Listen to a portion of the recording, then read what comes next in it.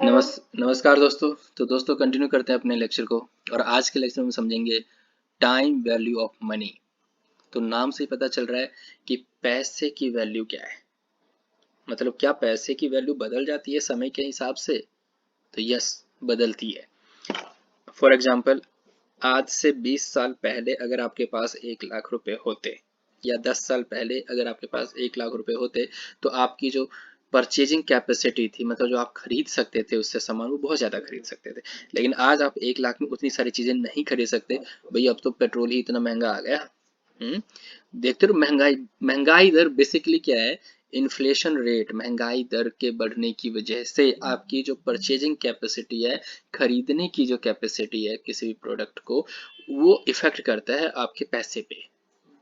ठीक है, तो इसीलिए सेम चीज है, अर्निंग कैपेसिटी पे भी मैटर करता है कि भाई आपकी अर्निंग कैपेसिटी कितनी है, तभी तो आप उतना पैसा खर्च कर पाओगे। ठीक है, तो यही है टाइम वैल्यू ऑफ मनी।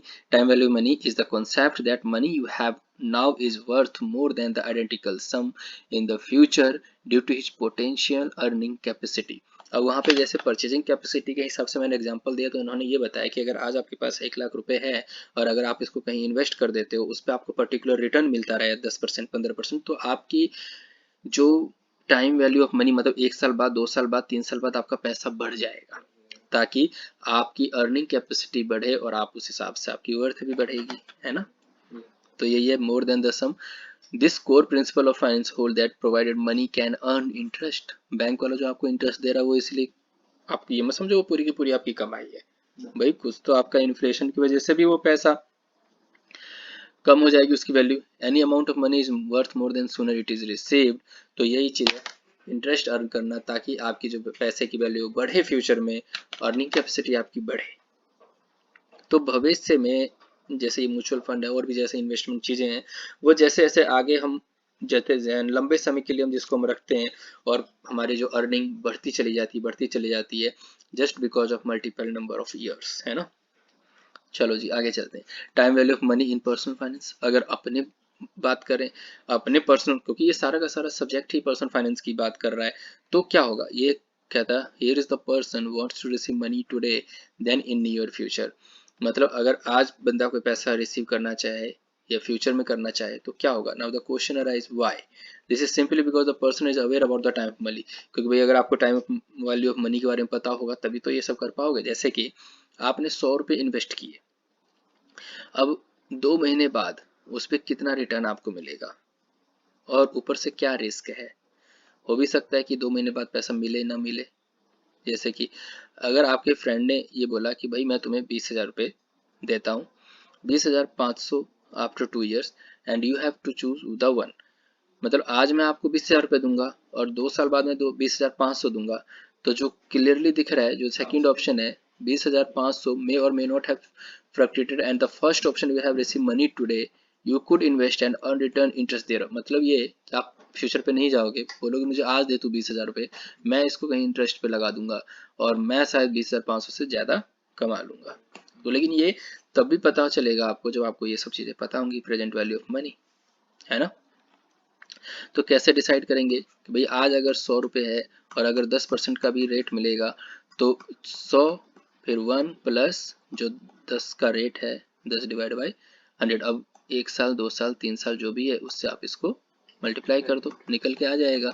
100 रुपये कन्वर्ट हो गए जी 110 रुपये में। इस तरीके से यहाँ फॉर्मूला भी बता रखा है कि भाई क्या क्या हम किस तरीके से करेंगे। फ्यूचर वैल्यू क्या होता है कि आज आप सिप में या सिस्टमेटिक इन्वेस्टमेंट प्लान जो म्यूचुअल फंड का चलता है, आप अगर पैसा लगा रहे हैं आज, तो 20 साल बाद वो कितना रहेगा। ठीक है, तो ये क्या है कि calculating future investment for one time investment, मतलब अगर आपने एक बार में ही पैसा लगा दिया, तो उसका फ्यूचर में जाके क्या रहने वाला है। तो उसका फॉर्मूला है, फ्यूचर वैल्यू निकालना है हमें, बराबर इन्वेस्टमेंट अमाउंट ले लो, जैसे कि 100 रुपये आपने लगा दिया, इंटू करो 1 plus rate of interest, rate of interest मान लेते हैं 10% है, और इंटू कर दो टाइम से, टाइम से क्या करो उसे मल्टीप्लाई कर दो। तो फॉर्मूला क्या हो जाएगा, फ्यूचर वैल्यू इक्वल टू इंटर जो आज का है इन्वेस्टेड अमाउंट, फिर 1 प्लस आर मतलब rate of interest into time. तो ये रहा आपका फॉर्मूला, और इसमें वैल्यू पुट कर दो। चलो ये क्वेश्चन नंबर 1 देख लेते हैं इस पे। जैसे कि you are schedule to receive 14,000 in 2 years, मतलब 2 साल बाद आपको कितना मिलने वाला है? 14,000 रुपये। When you receive it, you will invest it for 6 more years at 8% per year. जब आपको ये मिल जाएगा ना तो 8% से 6 साल के लिए उसको कर दोगे, तो भाई 8 साल बाद आपके पास कितना पैसा होगा। तो यहाँ पे फ्यूचर वैल्यू का भी हमने फॉर्मूला देखा ही है कि इन्वेस्टेड अमाउंट ले लो into 1 plus rate of interest और उसको 6 से मल्टीप्लाई कर दो, क्योंकि अभी 6 साल बाद है। क्योंकि देखो 2 साल तो ऑलरेडी निकल गए हैं ना यहाँ पे, तो 6 साल ही तो बच गए। तो 2 साल बाद हम कैलकुलेट करेंगे, क्योंकि 6 साल 6 मोर ईयर्स एट 8%। तो 2 साल बाद मुझे मिलेगा 14,000 रुपये, 1 प्लस 8 और 6 ईयर के लिए कर देंगे तो जी 22,216 रुपये मुझे मिल जाएंगे। Question number 1, you invest rupees 10,000, आपने 10,000 रुपये इन्वेस्ट किया, ठीक है।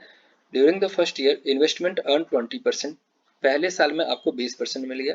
ड्यूरिंग द सेकेंड ईयर उसमें आपको 4% मिला। तो अब यहाँ पे देखो रेट ऑफ रिटर्न है वो अलग अलग है, इसलिए आपको पहले साल का अलग निकालना पड़ेगा, फिर दूसरे साल का अलग निकालना पड़ेगा। तो पहले साल आपने 10,000 रुपये लगा दिए, 1 प्लस 20% कर दो 12,000, तो आपका 10,000 12,000 बन गया। अब इस 12,000 को करो 4% रिटर्न अवेलेबल होगा, तो 12,000 ये रहा इंटू 1 प्लस 4%, फिर ये 12,800 आ गया। तो ये हो जाएगा कि 2 साल के अंत पे आपने पैसा कमा लिया 4,643 रुपये पॉइंट 28। ठीक है, चलते हैं आगे। नाउ कैलकुलेटिंग इफेक्टिव इंटरेस्ट, एक सेकेंड, यहाँ पे worth at the end of 2 year, ये थोड़ा सा अमाउंट गलत है। आपने यहाँ पे टोटल आपकी इन्वेस्टमेंट 10,000 थी, जो कि 2 साल के एंड पे 12,800 हो गया, तो ये 2,800 रुपये आपने क्रिएट की है वैल्यू। चलते हैं आगे। Now calculating effective annual interest rate, ये इफेक्टिव एनुअल इंटरेस्ट रेट कैसे कैलकुलेट करेंगे? ये इफेक्टिव ये होता है कि अगर आप किसी पे इंटरेस्ट पे कर रहे हैं तो इंटरेस्ट देने पे आपको कितना पैसा देना पड़ेगा, इंटरेस्ट पे भी तो करना पड़ेगा। अगर आपने किसी से इंटरेस्ट लेके फंड अगर आपने दिया है, इन्वेस्ट किया है, तो इफेक्टिव इंटरेस्ट निकालने के लिए हम क्या करेंगे? एनुअल इंटरेस्ट निकालने के लिए 1 प्लस नॉमिनल रेट डिवाइड कर दो नंबर ऑफ कंपाउंडिंग पीरियड से, और फिर मल्टीप्लाई करो नंबर ऑफ कंपाउंडिंग पीरियड से और माइनस कर दो 1। ये थोड़ा सा मैथमेटिकल बेस्ड है, बट अगर ये क्वेश्चन आता है तो बहुत ही अच्छे तरीके से आप कर पाओगे और नंबर लेना इसमें आसान रहेगा, क्योंकि आपको लिखना कम रहेगा और आपको बस क्वेश्चन सॉल्व करने हैं। For investment A this would be 10.47, कैसे निकाला इन्होंने? 1 प्लस 10% आपका रेट ऑफ रिटर्न है, डिवाइड कर दीजिए 12 साल से नंबर ऑफ कंपाउंडिंग पीरियड। जैसे कि फॉर्मूला में जो 12 साल से है तो उसी को मल्टीप्लाई कर दीजिए 12 से और माइनस कर दीजिए 1। तो आप बस ये फॉर्मूला याद रखो, बाकी सारी चीज़ें अवेलेबल होंगी। तो अब इन्वेस्टमेंट बी का प्लान आप तैयार कर सकते हो, निकाल सकते हो। तो आपको क्या है, नॉमिनल रेट दिया जाएगा, नंबर ऑफ कंपाउंडिंग पीरियड दिया जाएगा, तो आपको याद ही तो रखना है। अगर हमें इफेक्टिव एनुअल इंटरेस्ट रेट निकालना है तो 1 प्लस ब्रैकेट नॉमिनल रेट 10% मान लेते हैं, डिवाइड कर दीजिए 12 साल से, ब्रैकेट बंद कीजिए, मल्टीप्लाई कीजिए 12 से माइनस 1 कर दीजिए। ठीक है, तो चलते हैं आगे। Now investment plan B has a higher standard stated nominal interest rate. तो यहाँ पे ये है कि इन्वेस्टमेंट प्लान बी में ज़्यादा दिख रहा है नॉमिनल इंटरेस्ट रेट, और यहाँ पे जो इफेक्टिव एनुअल रेट है वो इन्वेस्टमेंट ए से कम दिख रहा है। ठीक है, अब नाउ क्वेश्चन नंबर 1 करते हैं। मिस्टर राम ने 10 लाख रुपए लिए बैंक से, 1 साल के लिए 16% का टर्म लोन है, 16% के रेट पे विद इंटरेस्ट कंपाउंडिंग क्वार्टरली, और ये हर 4 महीने पे कंपाउंडेड हो जाता है। Now determine effective annual interest rate of loan. तो हम कैसे, वही सेम फॉर्मूला है, 1 प्लस 0.16 इसलिए होगा क्योंकि 16/100 करेंगे ना रेट को, तो ये 0.16 हो जाएगा। डिवाइड कर दो 4, क्योंकि 4 क्वार्टरली ही ये कंपाउंड हो जाता है, तो 4 से डिवाइड करके ऊपर 4 से मल्टीप्लाई कर देंगे और माइनस कर देंगे उसमें 1, तो ये इफेक्टिव रेट कितना आ गया? 16% नहीं है, ये इफेक्टिव रेट 16.99% हो गया आपके लोन का। Okay, now present value of one time investment, simple सी बात है, प्रेजेंट वैल्यू निकालना है हमें वन टाइम इन्वेस्टमेंट का। तो अगर हमें ये पता है कि अगर the what amount would be invested now to become 90,000, हम क्या अमाउंट आज इन्वेस्ट करें कि 4 साल बाद मुझे 90,000 रुपये मिल जाए, और रेट ऑफ रिटर्न रहेगा 7%। तो हम कैसे निकालेंगे, वही सेम फॉर्मूला है, प्रेजेंट वैल्यू जो बराबर है future value into 1 plus R का ऊपर एन जो है, ये एन है नंबर ऑफ ईयर्स। तो भैया मुझे चाहिए फ्यूचर में 90,000, डिवाइड कर दीजिए आप इसको 1 प्लस 7% इंटू 4, क्योंकि 4 साल में चाहिए। तो आज अगर आप 68,000 रुपये लगाते हैं, 68,649 लगाते हैं, तो 4 साल बाद आपको 90,000 रुपये मिल जाएंगे। ठीक है। Now the question number 2, determine the present value of perpetuity of rupees 1,20,000 per year starting from beginning for infinite period at an effective rate of interest of 12% per annum. पर present value of perpetuity would be, तो इसमें हम क्या करेंगे, हमें number of years का नहीं पता, तो हम बस इसको 1,20,000 हमें मिलेगा इतना पता है, और 0.12%, ये जो 12% है इसको हम 0.12 कर देंगे, ठीक है ना, क्योंकि 12 डिवाइड बाई 100 करेंगे तो 0.12 उससे हम डिवाइड कर देंगे और निकाल देंगे 10 लाख की। अगर हम 10 लाख लगाते हैं तो मुझे 12 लाख रुपए मिलेंगे, 1,20,000 रुपये पर ईयर मुझे मिलेगा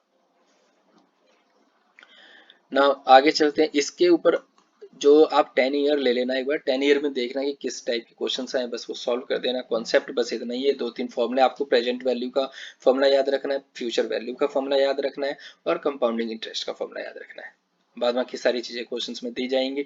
नाउ आगे चलते हैं, पर्सनल फाइनेंस और लोन्स।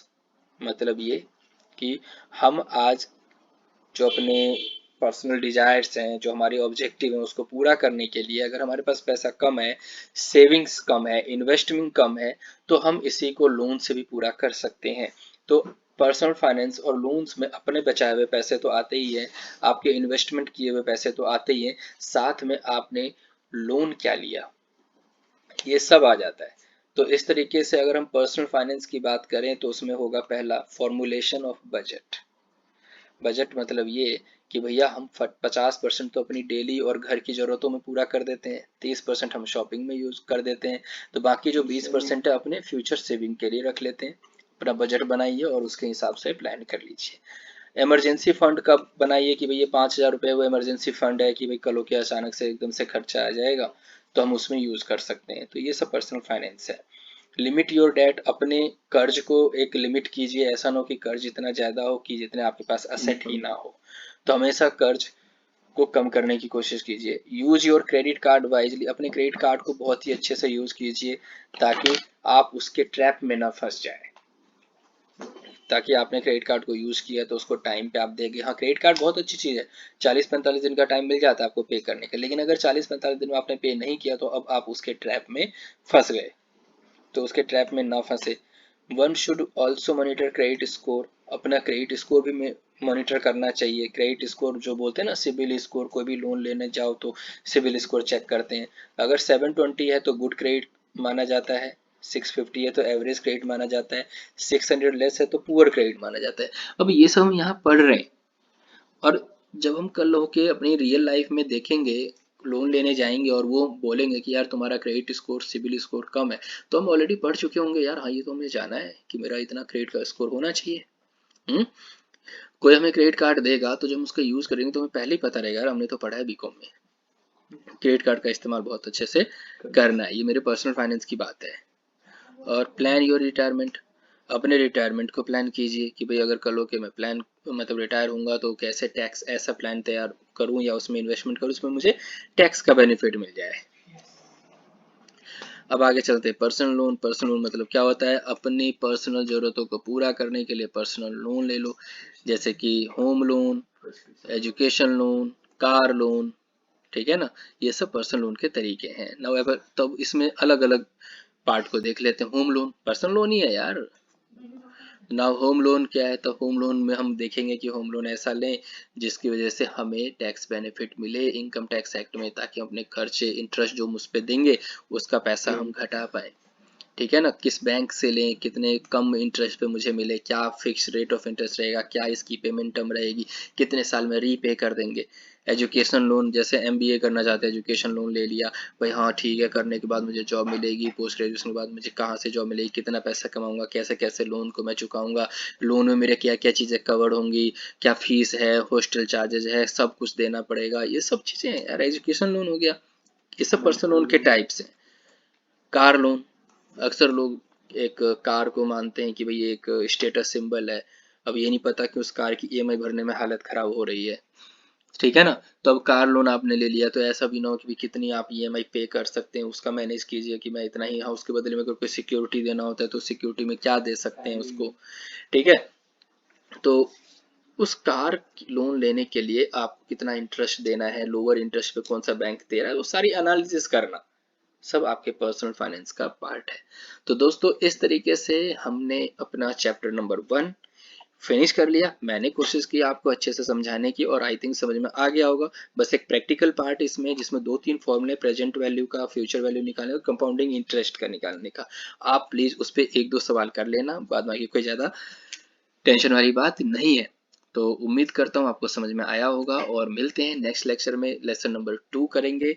और अगर आपको लेक्चर पसंद आया हो तो प्लीज़ लाइक, शेयर और सब्सक्राइब जरूर कीजिएगा। कमेंट बॉक्स में जरूर बताइए कि सर मेरा पढ़ाया हुआ मतलब आपको समझ में आ रहा है या फिर कुछ और इम्प्रूवमेंट की ज़रूरत है, ताकि मैं उस पर काम करूँगा। तो मिलते हैं नेक्स्ट लेक्चर में, तब तक के लिए गुड बाय फ्रेंड्स।